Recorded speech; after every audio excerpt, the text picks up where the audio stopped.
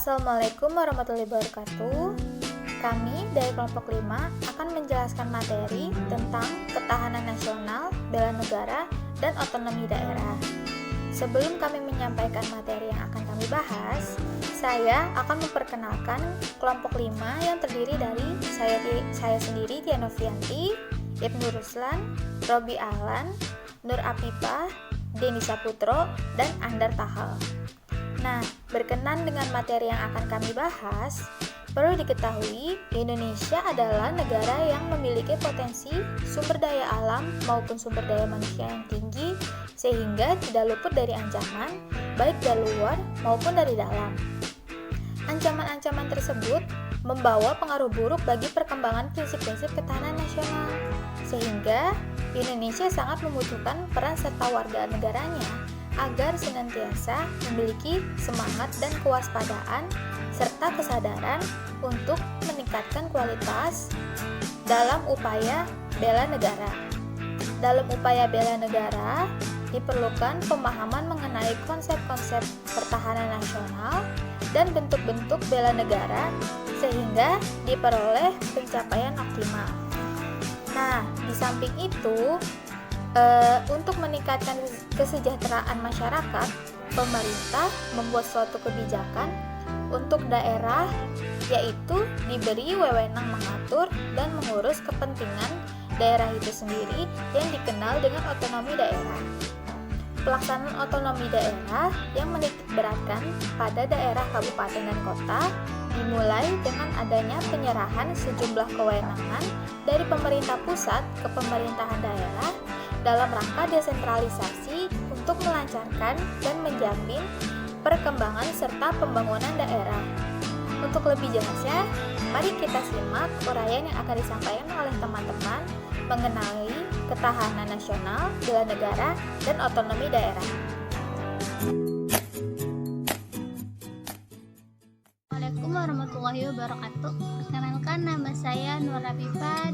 Saya di sini akan menjelaskan tentang ketahanan nasional. Ketahanan nasional adalah keuletan dan ketangguhan dalam menghadapi suatu ancaman baik dari dalam atau luar negeri secara langsung atau tidak langsung membahayakan integritas identitas, kelangsungan hidup bangsa dan negara serta perjuangan nasional.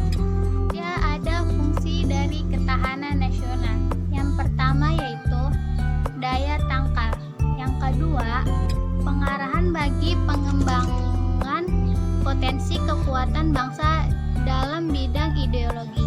Dan yang ketiga ada pengarah dan menyatukan pola pikir, pola tindak, dan cara kerja intersektor, antarsektor, dan multidisipliner.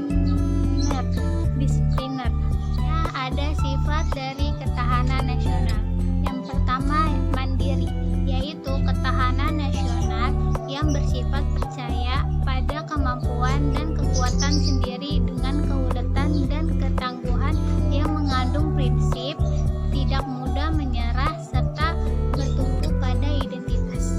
Yang kedua ada dinamis, yaitu ketahanan nasional tidaklah tetap, melainkan dapat meningkatkan ataupun menurun bergantung pada situasi dan kondisi bangsa. Yang ketiga ada wibawa, yaitu ketahanan nasional sebagai hasil pandangan yang bersifat menunggal, dapat mewujudkan kewibawaan nasional yang akan diperhitungkan oleh pihak lain, sehingga dapat menjadi daya tangkal suatu negara. Selanjutnya ada konsultasi dan kerjasama konsepsi. Ketahanan nasional tidak mengutamakan sikap konfrontatif atau antagonistis dan mengandalkan kekuasaan dan kekuatan fisik semata. Adapun manunggal, yang artinya nasional memiliki sifat integratif yang diartikan terwujudnya kesatuan dan perpaduan yang seimbang, serasi, dan selaras di antara seluruh aspek kehidupan bermasyarakat. Sekian pembahasan dari saya. Selanjutnya akan diteruskan sama teman saya tentang bela negara. Terima kasih. Bela negara merupakan suatu tekad, sikap dari setiap warga negara untuk membela negaranya yang berlandaskan Pancasila dan Undang-Undang Dasar 1945 yang dinaungi oleh pemerintah. Bela negara ini sesuai dengan kemampuan dari setiap individu warga negara. Kesadaran bela negara ini merupakan suatu sikap yang dimiliki oleh setiap warga negaranya untuk membela negaranya dan berbakti dari serangan musuh yang mengancam negara kita. Landasan bela negara ini merupakan hakikat dari kewajiban setiap warga negara melalui wajib militer, di mana wajib militer ini dinaungi oleh penegak hukum yaitu TNI dan Polri. Konsep bela negara ini dapat diartikan menjadi dua, yaitu konsep secara fisik dan non-fisik. Secara fisik, bela negara harus dijalankan seperti wajib militer, di mana kita diajarkan untuk mengangkat senjata, menggunakan senjata, dan menggunakan strategi untuk berperang. Secara fisik, yaitu kita sebagai individu menggunakan kemampuan kita untuk bisa mencerdaskan kehidupan bangsa dan diri kita dan warga negara yang lainnya untuk bisa membela negaranya sesuai dengan kemampuan dan profesinya masing-masing. Unsur dasar bela negara ini adalah pertama, cinta tanah air, Pancasila sebagai ideologi bangsa, berani berkorban untuk bangsa dan negaranya, memiliki kemampuan untuk membela negaranya secara fisik.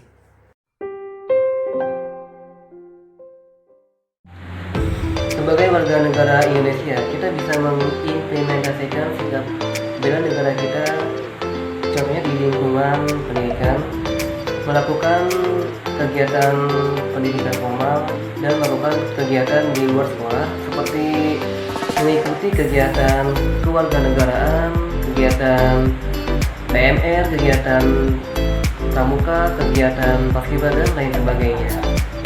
Berikutnya di lingkungan pekerjaan, salah satunya membentuk karyawan yang selalu mengutamakan sikap persatuan dan kesatuan bangsa, memiliki sikap motivasi kerja yang tinggi, memiliki disiplin dan produktivitas yang tinggi yang sesuai dengan profesinya masing-masing. Selanjutnya, kita bisa mengimplementasikan sikap bela negara kita di lingkungan pemukiman, membentuk masyarakat yang dapat memahami nilai-nilai perjuangan bangsa Indonesia yang diwujudkan di kehidupan sehari-hari secara gotong royong, sehat, bersih, tertib, aman, dan melakukan pelestarian lingkungan di setiap pemukiman. Nah, usaha pembelaan dan keamanan negara sebenarnya tertumpu pada setiap kesadaran warga negara akan hak dan kewajibannya. Kesadaran demikian perlu ditumbuhkan dan dikembangkan melalui sikap motivasi, maksud saya melalui proses motivasi untuk mencintai tanah air Indonesia dan untuk ikut serta dalam membela keamanan dan ketahanan negara. Proses motivasi untuk membela negara dan bangsa akan berhasil jika setiap warga negara bisa memahami dan mengerti apa keunggulan dan kelebihan bangsa itu sendiri.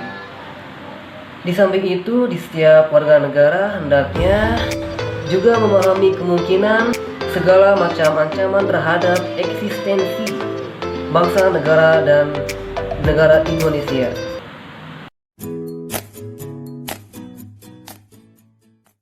Otonomi daerah. Otonomi daerah merupakan hak, wewenang, serta kewajiban daerah otonom guna untuk mengukur serta mengurus sendiri urusan pemerintah dan kepentingan masyarakat daerah tersebut yang sesuai dengan peraturan perundang-undangan. Pelaksanaan otonomi daerah adalah titik fokus penting guna memperbaiki kesejahteraan rakyat. Pengembangan suatu daerah disesuaikan oleh pemerintah daerah itu sendiri dengan potensi yang ada serta ciri khas dari daerahnya masing-masing. Otonomi daerah sudah diberlakukan di Indonesia dengan melalui Undang-Undang Nomor 22 Tahun 1999 mengenai pemerintahan daerah. Tujuan otonomi daerah yaitu peningkatan terhadap pelayanan masyarakat yang semakin baik, pengembangan kehidupan yang lebih demokrasi, keadilan nasional, pemerataan wilayah daerah, pemeliharaan hubungan antara pusat dengan daerah serta antar daerah dalam rangka keutuhan negara kesatuan Republik Indonesia, mendorong pemberdayaan masyarakat, serta menumbuhkan prakarsa serta kreativitas, meningkatkan peran serta keterlibatan masyarakat, mengembangkan peran serta fungsi dari DPRD. Prinsip otonomi daerah yaitu menggunakan prinsip otonomi yang nyata, prinsip otonomi yang seluas-luasnya, serta prinsip otonomi yang dapat bertanggung jawab. Pedoman pemerintah diatur Pasal 20 Undang-Undang Nomor 32 Tahun 2004. Itulah pengertian otonomi daerah, dasar hukum otonomi daerah, tujuan otonomi daerah, pelaksanaan otonomi daerah, prinsip otonomi daerah, dan asas otonomi daerah. Terima kasih.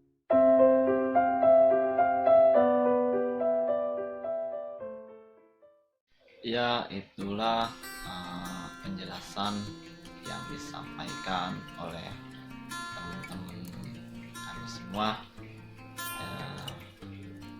Terima kasih teman-teman semuanya, saudara Tiano Filianti, Robi Ahlan, Andar Tahal, Jenny Sakurto, Nur Hafifa, dan termasuk saya sendiri, Nur Ruslan. Semoga apa yang telah disampaikan teman-teman bisa bermanfaat untuk kita semua. Dan intinya saya akan menyimpulkan dari apa yang sudah dijelaskan, mulai dari bela negara, terus pertahanan, dan otonomi daerah. Sebenarnya dalam bela negara tersebut kita semuanya wajib dalam membela negara, bukan hanya kewajiban dari misalkan TNI, Polri, dan lain sebagainya, melainkan kita masyarakat harus ikut andil dalam berpartisipasi mengamankan negara kita sendiri. Soalnya kenapa? Dalam kita mengamankan suatu negara, kita harus saling kerjasama antara pemerintah, masyarakat, sehingga terciptanya keamanan dan keamanan dalam suatu negara tersebut. Dalam hal ini ada juga yang tadi disampaikan kesimpulannya, yaitu otonomi daerah. Otonomi yaitu suatu hak dan kewajiban wewenang yang diberikan oleh pemerintah pusat ke pemerintah daerah. Kewajiban seperti apa atau hak seperti apa yang diberikan suatu pemerintah pusat, yaitu kewajiban dalam memberikan wewenangnya dalam menjalankan tugas yang diberikan oleh pemerintah pusat, sehingga apa yang dijalankan dari pemerintahan daerah tersebut dapat membantu kinerja pemerintah, sehingga apa yang ada dalam masyarakat terpencil bisa memberikan atau bisa berkontribusi melalui pemerintah daerah yang membantu dari pemerintah pusat, sehingga adanya otonomi tersebut ini dapat memicu dan mengefisiensi kinerja yang dijalankan oleh suatu pemerintahan. Dan negatifnya juga ada, yaitu suatu penyalahgunaan penyalahgunaan dalam segi dana bantuan yang diberikan wewenang oleh pemerintah pusat sehingga tidak bisa menjalankannya dan amanahnya tidak tersampaikan. Dan sebab itu kita juga masyarakat harus tetap ikut mengontrol apa yang sudah dijalankan mulai dari pemerintah pusat ke daerah, provinsi hingga kabupaten, kecamatan, desa, dan tingkat RW. Nah, mungkin itu saja ya yang kelompok kami sampaikan. Semoga bermanfaat untuk kita semua. Kita tutup saja. Wassalamualaikum warahmatullahi wabarakatuh.